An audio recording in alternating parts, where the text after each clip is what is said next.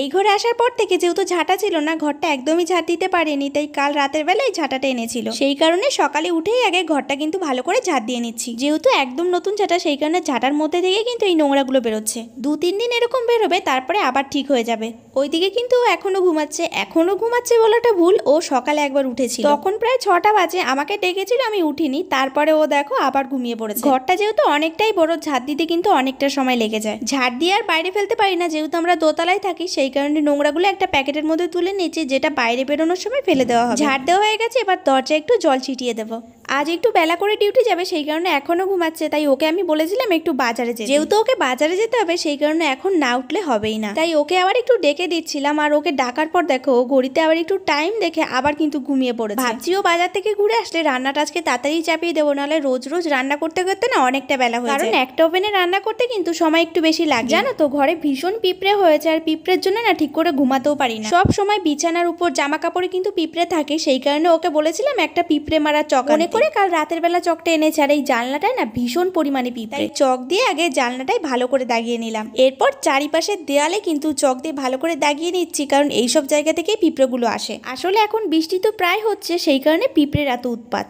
ও কিন্তু ঘুম থেকে উঠে ফ্রেশ হয়ে বাজারে চলে গেছে। এরপর আমি রান্নাঘরে চলে আসলাম, কিছু বাসন ছিল সেগুলো মেজে নিচ্ছি। বাসন তো তেমন একটা থাকে না, রাতের যে 2-4টে বাসন থাকে সেগুলোই সকালবেলা ধুয়ে ফেলি। বাসন ধুতে গেলে যেই কলটা থেকে জল নিতে হয়, সেই কলটা বেসিনের এতটাই কোনায় যে বাসন ধুতে গেলে আমার পুরো শুয়েই বাসন ধুতে হয়। বাসনটা ধোয়ার পর যেই জলের ড্রামটা ছিল, ওটা থেকে কয়েকটা বোতল ভরে নিচ্ছি, কারণ ড্রামটা আজকে ভালো করে পরিষ্কার করতে হবে। ওটা যেহেতু পুরনো ড্রাম, সেই কারণে আনার পর কিন্তু ভালো করে ধোয়া হয়নি। দরকারের জন্য জল ভরে সঙ্গে সঙ্গে খাওয়া হয়েছে, তাই এটাকে আজকে ভালো করে মেজে নেব।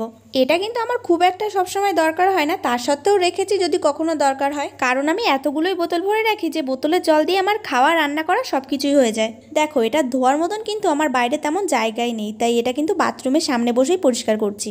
বাড়িতে থাকলে এই একটা তোমার সুবিধা হয় যে তোমার যেখানে ইচ্ছা যেমন ইচ্ছা তুমি কাজ করতে পারবে। জায়গার তো কোনো অভাবই হয় না, তবে অন্য কোথাও আসলে কিন্তু এইসব সমস্যা একটু হবে, আর তোমাকে মানিয়েও নিতে হবে। ও বাজারে গেছে মাংস আনার জন্য, মাংসটা একটু কাছাকাছিই পাওয়া যায়, তবে সবজি আর মাছ আনতে গেলে না অনেকটা দূরে যেতে হয়। এরই মধ্যে ফোন করে আবার নিচে ডেকেছে গেটটা খুলে দেওয়ার জন্য। ও বাজার থেকে চলেও এসছে, আর আজকে না শুধু মাংস এনেছে, আর মাংসের সাথে আলু পেঁয়াজ এইসবই এনেছে। বাজারটা শুধু উপরে দিয়ে ও কিন্তু আবার ডিউটিতে বেরিয়ে গেছে। এরপর আমি আমার কাজে লেগে পড়লাম। যেহেতু আজকে মাংস আনা হয়েছে, সেই কারণে ও ঘরেই খাবে, আর বাইরের খাবার তো সবসময় ভালো লাগে না। এই রান্নাটা আজকে তাড়াতাড়ি সেরে নিতে হবে, যেহেতু দুপুরবেলায় খেতে আসবে। জলের ড্রামটা তো ধোয়া হয়ে গেছে, এবার মাংসটা ভালো করে পরিষ্কার করে নেব, যেহেতু রান্না করতে হবে। তবে একটা সমস্যা হয়ে গেছে, মাংসটা যে রান্না করব তার জন্য তো কড়াই লাগবে, কিন্তু আমাদের তো কড়াই নেই। ননস্টিকে যে ছোট্ট প্যানের মতন ওইটা আছে, ওটাতে মাংস রান্না করা মানে রীতিমতন কিন্তু যুদ্ধ করা। আর সেই যুদ্ধটা যে আমার এখন করতে হবে সেটা কিন্তু খুব ভালো করে বুঝতে পারছি। মাংস রান্না বা খাওয়া দুটোই কিন্তু আমি ভীষণ ভালোবাসি, আর দুটোই কিন্তু খুব মন দিয়েই করি। তবে আজকে মাংস রান্না করতে গিয়ে ভীষণ রাগ হচ্ছিল। এই প্রথমবার হয়তো মাংস রান্না করতে গিয়ে এতটা বিরক্ত বোধ করছি। তার কারণও কিন্তু আছে। দেখো, প্রত্যেকবার যখন এরকম ভাবে নাড়তে যাচ্ছি, প্রতিবারই কিন্তু আলু না হলে মাংস কিছু না কিছু নিচে পড়ে যাচ্ছে। এরকম করে কি আর মাংস রান্না করা যায়? মাংস যদি একটু কষিয়ে রসিয়ে না রান্না করা যায়, তাহলে সেই মাংস কিন্তু ভালো লাগে না। বারবার নিচে লেগে যাচ্ছিল, সেই কারণে অল্প অল্প জল দিয়ে কিন্তু অনেকটা সময় ধরে এরকম ভাবে কষিয়ে নিয়েছি। ভালো করে কষিয়ে নেওয়ার পর জল দিয়ে ঢেকে দিয়েছি। এরপর রান্নাঘরটা কিন্তু ভালো করে পরিষ্কার করে নিচ্ছি। রান্না শেষ হওয়া পর্যন্ত যদি ওয়েট করি, তাহলে অনেকটাই বেলা হয়ে যাবে। ওদিকে আমি রান্না চাপিয়ে দিয়ে বাকি কাজগুলো কিন্তু সব সেরে নিলাম। আগের দিন রাতের বেলা আমার জন্য কিছু খাবার আর রান্নাঘরের কিছু জিনিস এনেছিল, কিন্তু সেগুলো দেখাই হয়, তাই এখন আবার সেগুলো দেখে একটু গুছিয়ে রাখবো। বিকেলবেলা থেকে যেহেতু একাই থাকি, সেই কারণে ভাজা পোড়া কিন্তু একটু বেশি খেতে ইচ্ছা করে। ওকে একটু বলেছিলাম যে চানাচুর, চিপস, ম্যাগি এইসব একটু এনে দিতে।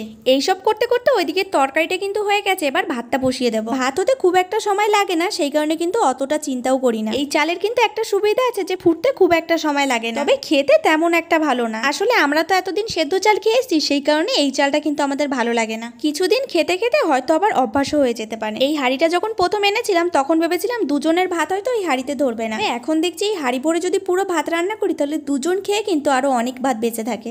হাঁড়িটা দেখলে ছোট হবে কি, অনেক চালই কিন্তু এর মধ্যে ধরে। ভাত বসিয়ে দেওয়ার সঙ্গে সঙ্গে 5 মিনিটের মধ্যে কিন্তু ভাতটা উতরে যায়। তাই আমি ভাতটা বসিয়ে দিয়ে গ্যাসটা কিন্তু একদম কমিয়ে দিয়ে স্নানে চলে গেছিলাম, যেহেতু বেলা অনেকটা হয়েছে।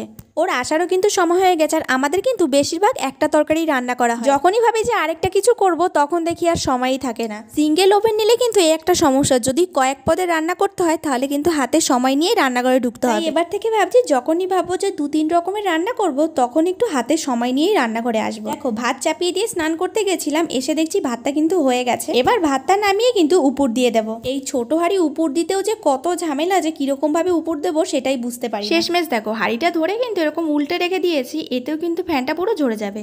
স্নান করতে গিয়ে যে জামা কাপড়গুলো ধুয়ে দিয়েছিলাম সেগুলো এখনো মেলা হয়নি। বাইরে যেহেতু হালকা বৃষ্টি পড়ছে সেই কারণে বাইরে আর মেলবো না, ঘরেই মেলে দেবো। সত্যি কথা বলতে দুটো একটা জামা কাপড় না ছাদে মেলতে যেতে ইচ্ছা করে না, সেই কারণে বেশিরভাগ সময় কিন্তু ঘরেই মেলা হয়। জামা কাপড় মেলতে মেলতে দেখছি ও চলেও এসেছে। এরপরও ফ্রেশ হলে দুজনে একসাথেই খেতে বসবো। ও আসার সঙ্গে সঙ্গে কিন্তু আমার আগে খাবার নিয়ে বসে পড়েছে, কারণ ও খাবার নিয়ে একদম সামনে বসে থাকতে পারে না। আর আমি যখন খেতে বসবো তখন দেখবো ওর খাবার খাওয়া প্রায় অর্ধেক হয়ে গেছে। খেতে বসে সে আরেক ঘটনা ঘটলো। দুজনে তো বেশ একসাথে খেতে বসেছি, এরই মধ্যে ও যখন নুন খুঁজছে, নুনের প্যাকেট তো সামনে দিয়েছি কিন্তু তারপরে হাত দিয়ে দেখে ওর মধ্যে ময়দা, মানে আমি ময়দার প্যাকেট সামনে দিয়েছি। এই নিয়ে তো দুজনে বেশ হাসাহাসি করলাম। এরপরে আমি আবার গেছি নুনের প্যাকেট আনতে। আসলে নুনের প্যাকেট আর ময়দার প্যাকেট পাশাপাশি ছিল, আর দুটোর কালারটা না অনেকটা একরকম ছিল, সেই কারণেই আমি ভুল করে ময়দার প্যাকেট এনেছি। দুজনে দেখো দুপুরবেলা গরম গরম ভাত আর মাংস নিয়ে বসেছি। মাংসটা খেয়ে যা বুঝলাম যে রান্না করার সময় যে পরিমাণে কষ্ট করেছি, কষ্টের ফলটা তাহলে পেলাম। যাই হোক, আজকের ভিডিওটা তাহলে এখানেই শেষ করছি। দেখা হচ্ছে নেক্সট ভিডিওতে। ভালো লাগলে লাইক করো আর চ্যানেলটা সাবস্ক্রাইব করে দিও।